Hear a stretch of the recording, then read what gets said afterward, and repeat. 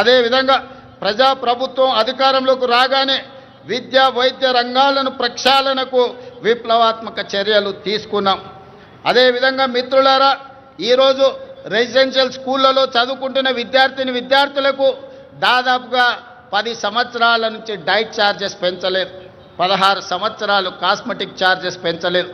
అందుకే ప్రజా ప్రభుత్వం రెసిడెన్షియల్ స్కూల్లో చదువుకుంటున్న పిల్లలకు 40% డైట్ ఛార్జెస్ పెంచడమే కాదు, 200% కాస్మెటిక్ ఛార్జెస్ పెంచడం ద్వారా గ్రామీణ ప్రాంతాల నుంచి వచ్చిన తండాలలో, గూడాలలో, మారుమూల పల్లెల్లో పేద కుటుంబాల నుంచి విద్యార్థులు రెసిడెన్షియల్ స్కూల్లో చదువుకుంటున్న వాళ్లకు తల్లిదండ్రుల మీద ఆధారపడకుండా ఈనాడు 200% కాస్మెటిక్ ఛార్జెస్ పెంచడం ద్వారా ప్రతి నెల వాళ్ళకు విధిగా అందించే విధంగా ఈనాడు ప్రభుత్వం చర్యలు చేపట్టి ఆ విద్యార్థులు ఆత్మగౌరవంతో చదువుకునే విధంగా ఈరోజు ప్రభుత్వం చర్యలు చేపట్టిందని చెప్పడానికి నేను ఆనందిస్తున్నాను మిత్రులారా.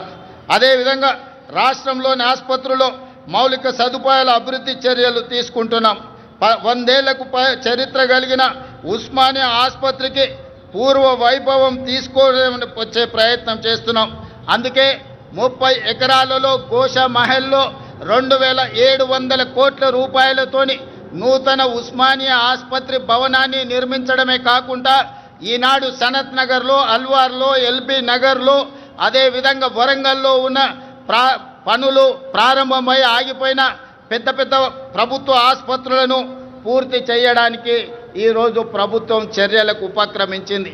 ఇదే కాదు, పేదవాళ్లకు ఉచిత వైద్యాన్ని అందించడానికి రాజీవ్ ఆరోగ్యశ్రీ ద్వారా 10 లక్షల రూపాయల ఉచిత వైద్యాన్ని అందించడం ద్వారా పేదల ఆరోగ్యమే మా ప్రభుత్వం యొక్క బాధ్యత అని చెప్పి ఈరోజు ఆ ప్రయత్నాలతో ముందుకు వెళ్తున్నాం మిత్రులారా. అదేవిధంగా మిత్రులారా, రిజర్వేషన్లకు సంబంధించి బలహీన వర్గాల వారికి అండగా నిలవాలన్నదే మా ప్రజా ప్రభుత్వం యొక్క ఆలోచన. అందుకే ఈరోజు 1931లో దాదాపుగా 100 సంవత్సరాల క్రితం కులగణన జరిగింది దేశంలో జనగణనతో పాటు. మళ్ళీ 2024-25లో ప్రజా ప్రభుత్వం 100 సంవత్సరాల తర్వాత ఈ దేశంలోనే మొట్టమొదటి రాష్ట్రంగా జనగణనతో పాటు కులగణన లెక్కలు తీసి ఈనాడు 100 సంవత్సరాల సుదీర్ఘమైన సమస్యకు ఈరోజు శాశ్వత పరిష్కారం చూపించింది.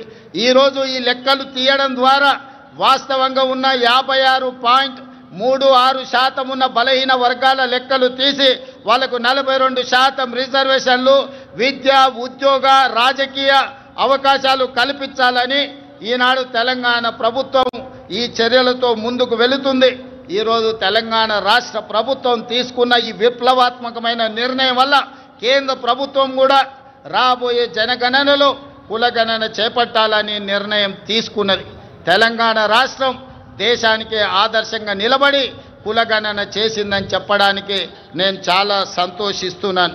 అదేవిధంగా మీకందరికీ తెలుసు, ఎస్సీ కులాల ఉపకులాల వర్గీకరణ దాదాపుగా 40 సంవత్సరాల నుంచి ఎన్నో పోరాటాలు చేసి ఎంతోమంది అమరులై సుప్రీంకోర్టు జడ్జిమెంట్ తీసుకొస్తే ఎస్సీ కులాల వర్గీకరణ మొట్టమొదటి రాష్ట్రం తెలంగాణలోనే మా ఎస్సీలకు ఉన్న 15% రిజర్వేషన్ని గ్రూప్ 1కు 1%, గ్రూప్ 2కి 5%, గ్రూప్ 3కి 9% ఇవ్వడం ద్వారా ఎస్సీ కులాల వర్గీకరణ చేసి దేశంలోనే మొదటి రాష్ట్రంగా వర్గీకరణ చేసిన రాష్ట్రంగా మనం ముందు బాగానే నిలబడ్డాం.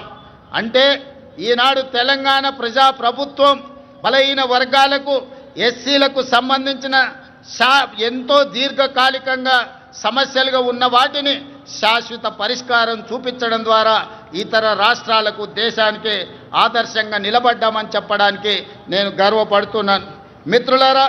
అదేవిధంగా సంక్షేమ పథకాలను పటిష్టంగా అమలు చేసి పేదలకు ప్రజా ప్రభుత్వం అండగా నిలుస్తుంది.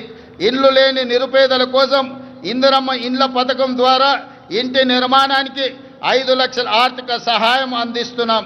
ఈ పథకం ద్వారా 4,50,000 ఇళ్లను ఈ సంవత్సరం పేదలకు అందించడం ద్వారా 22,500 కోట్ల రూపాయలు ఖర్చు పెట్టి పేదలను ఇంటి వాళ్ళని చేయడం ద్వారా ఆత్మగౌరవంతో బ్రతికే విధంగా ఈనాడు పేదలను ఆదుకోవడానికి మన ప్రభుత్వం ఇందిరమ్మ ఇండ్ల సంక్షేమ పథకాన్ని ముందుకు తీసుకువెళ్తున్నదని చెప్పి మీ అందరికీ చెప్పడానికి నేను సంతోషిస్తున్నాను.